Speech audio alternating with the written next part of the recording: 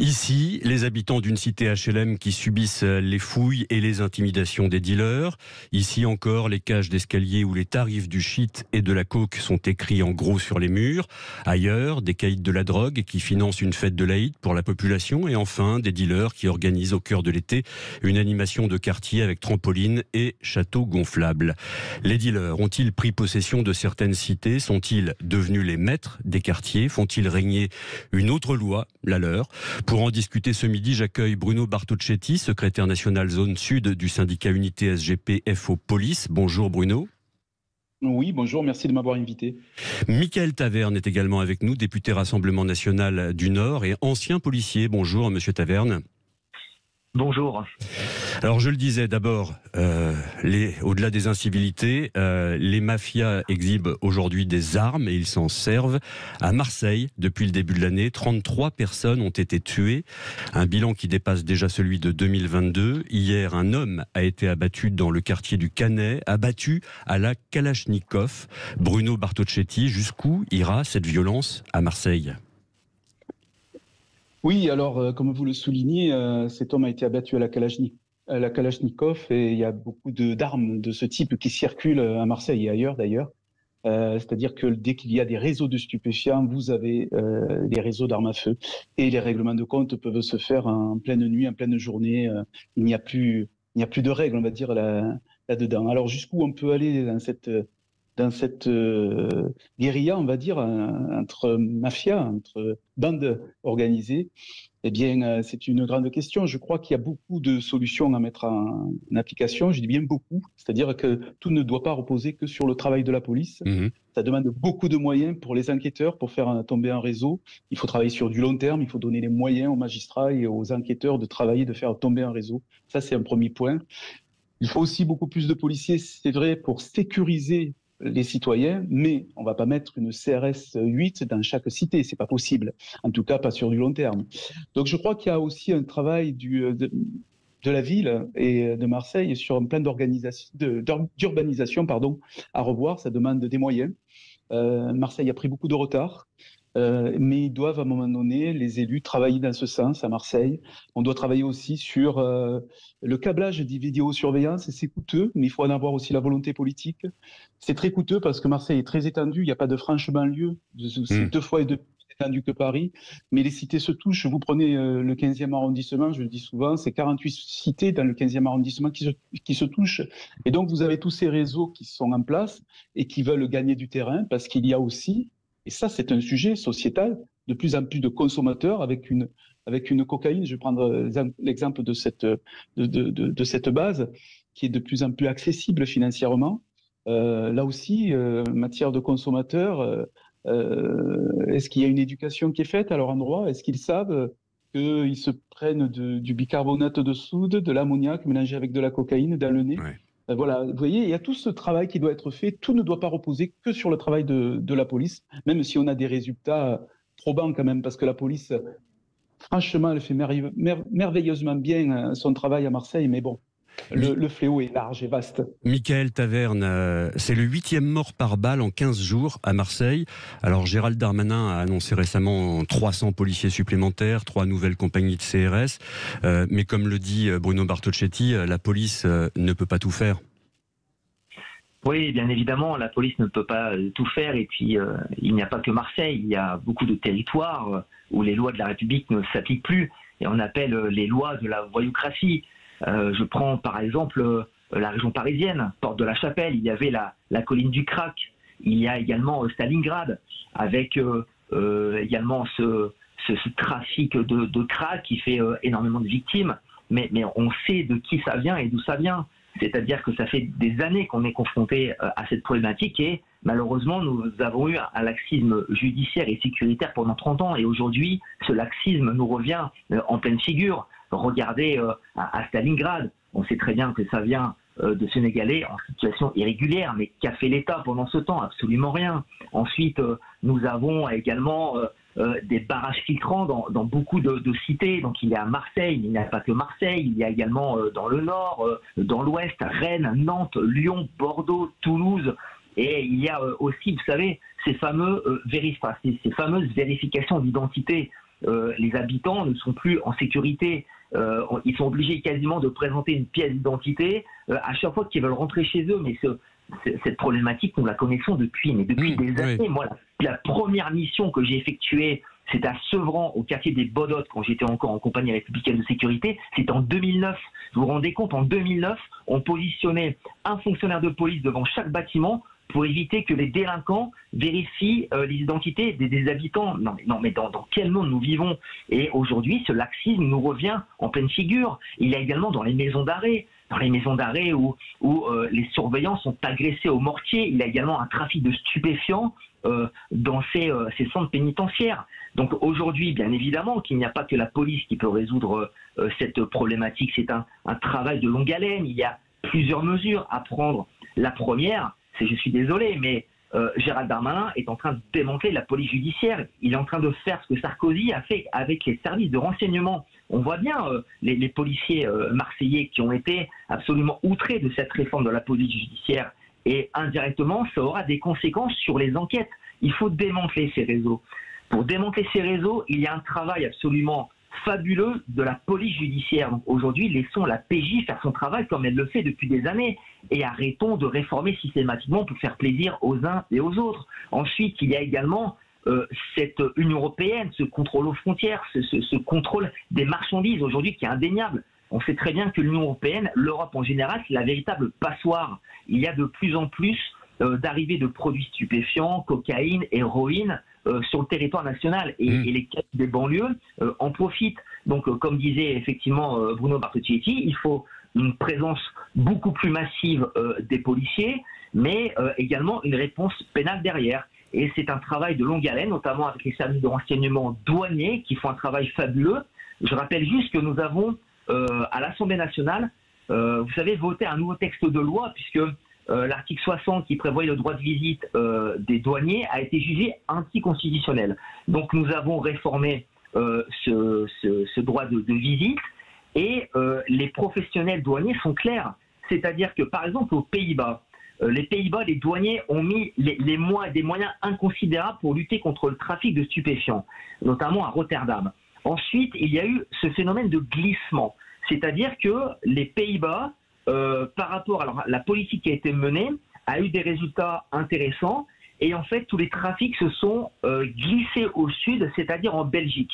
Oui. En Belgique, notamment avec le port d'Anvers. Et ce phénomène de glissement est constaté en France.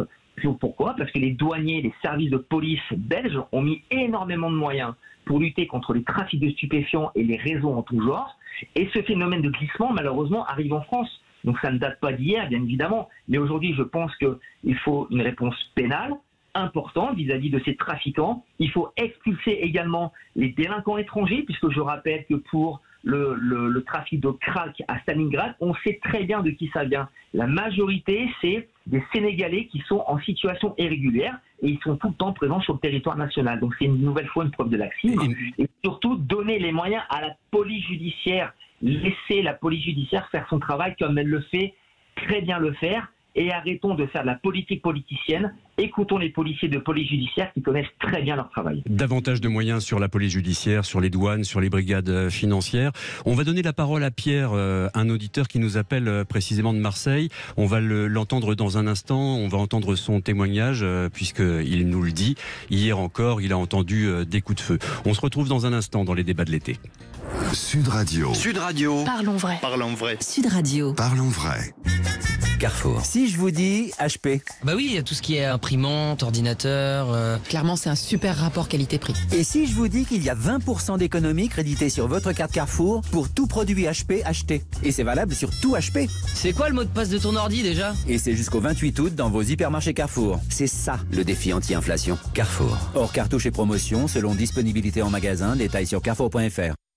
À tout instant, écoutez Sud Radio, en voiture, au travail, depuis votre smartphone. Installez l'application Sud Radio depuis le Google Play ou l'App Store. Les enfants, ça déborde d'imagination. Donnez-leur un sac à dos, ils en feront un ballon, un poteau de but, un punching ball. Ah bah c'est bien de leur donner des idées, super. Le coup du punching ball, ils y avaient pas encore pensé. Pas de panique, chez Decathlon, on a sélectionné des sacs à dos pour les accompagner dans toutes leurs aventures. Et pour faire du sport le meilleur allié de la rentrée, cette semaine, les sacs à dos Adidas et Puma sont à 19 € au lieu de 32, soit 40% de remise. Decathlon, faire bouger le sport. Sud Radio Béziers, 104.7. Sud Radio. Avec But, on peut faire la cuisine encore plus facilement. C'est quoi le secret? Eh bien, en ce moment, jusqu'à 1500 € de remise, plus la pause offerte sur les cuisines signature et signature design. Dépêchez-vous, c'est le moment de réaliser votre projet cuisine. Conditions de l'offre en magasin et sur but.fr. Non mais tu crois que c'est le moment de faire de la musique avec ta fille? Et le supermarché pour les fournitures scolaires? Tout est déjà plié, cliqué, envoyé. Sur rentrediscount.com. Yeah! Et oui, sur rentrediscount.com, faire sa rentrée n'a jamais été aussi simple. Maxi choix, prix mini, 3 fois sans frais et plus de 1000 modèles de sacs scolaires. Ok. 1, 2, 3. Rentrediscount.com. Rentrediscount.com, du bonheur pour toute la famille. Choisissez, commandez, profitez. Les débats de l'été Sud Radio, midi 13h30, Thierry Stanner. Les dealers ont-ils pris possession de nos cités? Sont-ils devenus les maîtres des quartiers? On en parle dans les débats de l'été avec Bruno Bartocchetti, secrétaire national zone sud du syndicat Unité SGPF aux polices, et avec Michael Taverne, député Rassemblement National du Nord et lui-même ancien policier, et également avec Pierre qui nous appelle de Marseille. Bonjour Pierre. Bonjour. Vous vouliez participer à cet échange et apporter votre témoignage surtout. Oui, mon témoignage en fait c'est par rapport au coup de feu qui s'est passé hier. Je suis pas étonné que tous les week-ends on s'attend que y a un mort ou des coups de feu sont à Marseille dans les quartiers, surtout dans les quartiers nord. Mais je suis pas étonné que je n'arrive pas à comprendre que fait l'État? Que fait l'État? On peut pas. On n'arrive plus là. C'est la question qu'on se pose ce midi. Vous-même, vous craignez de sortir le soir notamment, mais on le voit bien, les coups de feu arrivent également en pleine journée. Alors, les coups de feu arrivent à toute heure. Les règlements, c'est à toute heure. Mais on se demande, avec l'état d'urgence qu'on a aujourd'hui, comment je sais qu'on ne peut pas centrer toute la police sur un point, mais sur certains quartiers de Marseille, les gens ne vivent plus. Ils ne vivent plus. Ils s'attendent à avoir un contrôle des petits jeunes. C'est du n'importe quoi. C'est du n'importe quoi. Aujourd'hui à Marseille, on est contrôlé par des jeunes qui contrôlent des adultes qui habitent dans ces logements. On n'arrive plus à comprendre. Nous, citoyens, on n'arrive plus à comprendre. Vous avez vous-même été contrôlé par ces dealers? Oui. En allant voir une amie qui habite dans un quartier nord de Marseille, oui. J'étais obligé de me présenter, si c'était un Uber, ouvrir mon véhicule, où tu vas, à quel endroit. Mais je me demande où on va. Bruno Bartocchetti, les contrôles d'identité effectués par les dealers, c'est pas seulement à Marseille, ça se trouve aussi à Nice, dans le quartier Bon Voyage, le bien nommé, où les habitants racontent que leurs allées et venues sont contrôlées par ces dealers qui fouillent les sacs. Et ils disent surtout, ces habitants, que ça sert plus à rien d'appeler la police, qui ne met pas un pied dans la cité. Vous confirmez ?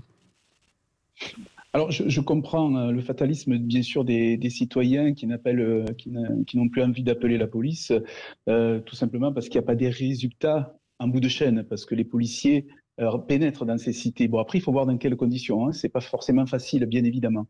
Mais c'est vrai qu'on pénètre dans ces cités. Ensuite, il faudrait 3-4 fois plus de policiers pour pénétrer dans toutes les cités, ce qui est peu vraisemblable. C'est pas possible de mettre ceci en place. En revanche, pour revenir sur les propos de Michael Taverne, mon collègue, j'adhère bien sûr à ce qu'il a développé. Aujourd'hui, vous avez la police judiciaire de Marseille, par exemple, qui a interpellé 5 personnes suite au règlement de compte d'hier soir. Ça demande des moyens, ça demande beaucoup de professionnalisme surtout. Vous comprenez ? Et ce professionnalisme-là, il faut le préserver, et notamment sur la chaîne internationale, comme ça a été dit. Et sous le contrôle de Michael Taverne, j'ajouterai qu'on a des groupes interministériels de recherche en France. Il faut au contraire gonfler ces groupes-là. Les groupes interministériels de recherche, ce sont les gendarmes, les policiers, les douaniers qui travaillent ensemble avec l'URSSAF. Et qu'est-ce qu'on fait avec ces groupes? Si on veut faire mal vraiment à des réseaux, c'est taper dans le portefeuille. Voilà, quand vous avez un délinquant qui ne peut pas justifier la provenance d'une voiture à 100 000 euros, là, on peut lui faire mal. Donc, il faut s'en donner les moyens, il faut avoir une volonté politique là-dessus et travailler sur l'international. C'est pour cette raison que la réforme de la police nationale inquiète, bien sûr, la police judiciaire. C'est normal, puisqu'elle travaille sur l'international. Donc, être sur place et faire tomber des points de deal, comme on les fait à Marseille ou à Nice, où il y a des résultats probants, c'est insuffisant, c'est donner un coup d'épée dans la mer. On fait tomber des dealers, on les gêne considérablement, mais les réseaux restent construits en France, puisque de toute façon, les commanditaires sont placés à l'étranger. Donc si on veut leur faire mal, c'est sur l'international et dans le portefeuille des délinquants. Je ne vois pas d'autre solution, parce que même la sanction, comme ça a été dit, lorsqu'ils purgent 2, 3, 4 mois de prison, même 1 an, ben c'est le prix à payer. Ils n'ont pas peur de la mort, puisqu'ils sont dans les règlements de compte en permanence. Donc, ils ont une vie éphémère. Je crois qu'il faut les gêner autrement que dans une sanction, ou alors, si vous m'accordez 2 minutes, plutôt que de les placer dans des centres de pénitentiaires, où c'est en fait finalement le gardien qui est prisonnier et eux qui font la loi avec téléphone portable, circulation de cannabis, c'est vraiment inutile, voyez-vous. Donc, il y a vraiment beaucoup de choses à revoir sur un plan politique. Il faut s'en donner les moyens. Et aujourd'hui, je pense que l'État a des priorités. C'est la Coupe du monde du rugby et les Jeux Olympiques. Je ne dis pas qu'ils passent à côté des stupes, mais il faut quand même vraiment travailler en profondeur, ça demande du temps. Mais en attendant de décapiter les réseaux, à l'autre bout de la chaîne, il y a le consommateur. Emmanuel Macron avait dit lors de son déplacement à Marseille qu'il fallait davantage sanctionner ce consommateur. Et le député Carl Olive des Yvelines a suggéré que la police municipale puisse verbaliser directement les trafics. Mickaël Taverne, c'est une des solutions de mettre davantage de pression et de sanctions sur les consommateurs? Écoutez, ça peut être une réponse, mais à titre personnel, je pense que c'est un aveu de faiblesse. C'est-à-dire qu'on n'arrive pas à véritablement couper les têtes des réseaux, notamment des trafiquants, donc on s'attaque aux consommateurs parce qu'on ne sait plus quoi faire. Mais je pense que l'essentiel a été dit. Effectivement, il y a les GIR qui existent, c'est-à-dire les groupes, vous savez, comme l'a dit Bruno Bartocchetti, ce sont les groupes interministériels de recherche, police, gendarmerie. Il y a le fisc également qui intervient. Donc ce qu'il faut, c'est véritablement rétablir l'ordre républicain dans les cités. L'ordre républicain, ce n'est pas spécialement par une réponse policière. Certes, il faut une présence et une réponse policière avec, dans une suite logique, avoir une réponse pénale. Mais c'est effectivement s'attaquer aux flux financiers.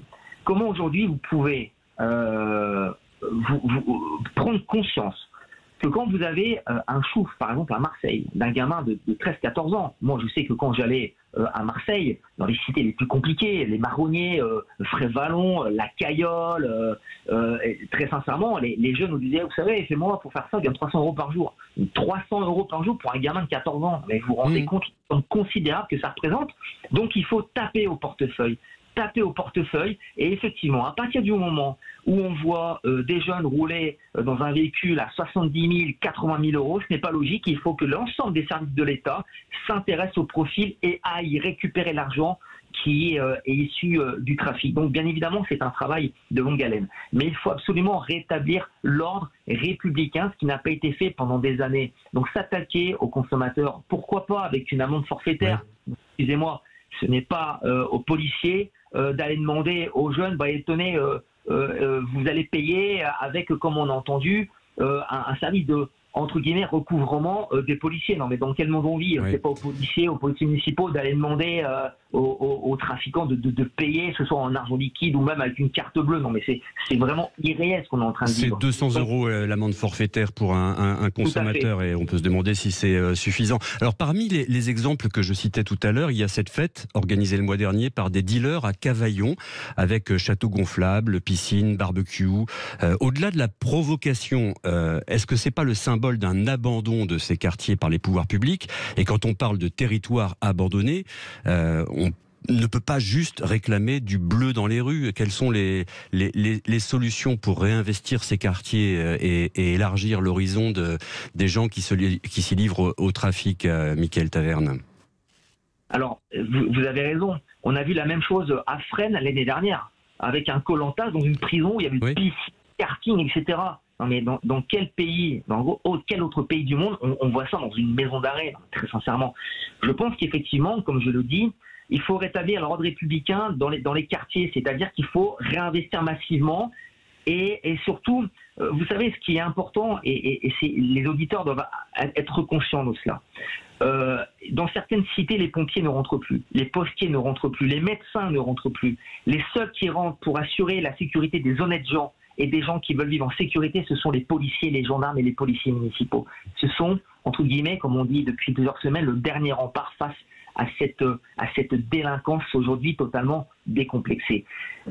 J'ai entendu tout à l'heure la politique de la ville avec l'urbanisme. Dans les cités, vous savez, les contribuables ont donné plus de 100 milliards en 40 ans. Moi, je suis élu dans une circonscription rurale où pour avoir un petit plan sportif, un petit plateau sportif, comme ils appellent ça, à 10 000 euros, les maires s'arrachent les cheveux pour avoir les subventions. Donc, je pense que les moyens ont été donnés. Il faut effectivement que les services publics reviennent dans ces cités, qu'il faut absolument interpeller les délinquants, cette minorité qui fout le bordel et qui emmerde le monde dans les cités, et que derrière, il y a une réponse pénale pour que les gens puissent vivre en sécurité. Et une fois que ces individus ont été interpellés, il faut remettre des services publics qui sont indispensables dans ces cités. Mais aujourd'hui, on sait très bien d'où vient le problème. C'est une minorité de voyous, et cette minorité, il faut s'en occuper sérieusement. Il faut les interpeller et les condamner fermement et faire appliquer le code pénal. Vous savez, on entend systématiquement des élus dire oui, il faut voter des lois, mais il y a des lois qui existent, appliquons juste le code pénal. Et à partir du moment où on applique le code pénal, je pense qu'on peut déjà résoudre pas mal de problèmes, même si effectivement, comme on le dit depuis maintenant une quinzaine de minutes, le travail sera long, sera difficile, mais il faut absolument le faire, car sinon, dans 10 ans, nous reparlerons de la même chose. Ça fait 15-20 ans, donc vous savez, j'ai 22 ans de police, il y a 22 ans, il y avait déjà le prix du cannabis sur certains murs de cité. Et aujourd'hui, on est en 2023, et maintenant, c'est même plus le prix du cannabis, c'est le prix de la cocaïne et de l'héroïne. Donc, il y a un moment, arrêtons, on sait ce qui se passe, mais effectivement, comme vous l'avez dit, il y a eu, je pense, des gouvernements qui ont fait une politique de l'autruche, qui ont mis la poussière sous le tapis, et aujourd'hui, nous en payons le prix. Donc, il faut réaffirmer l'autorité de l'État, réinvestir ces cités, interpeller et condamner les voyous pour que les gens puissent retrouver de la sécurité. Merci à tous les deux d'avoir participé au débat de l'été, Michael Taverne et Bruno Bartocchetti. Merci à tous les deux et bonne journée. Dans un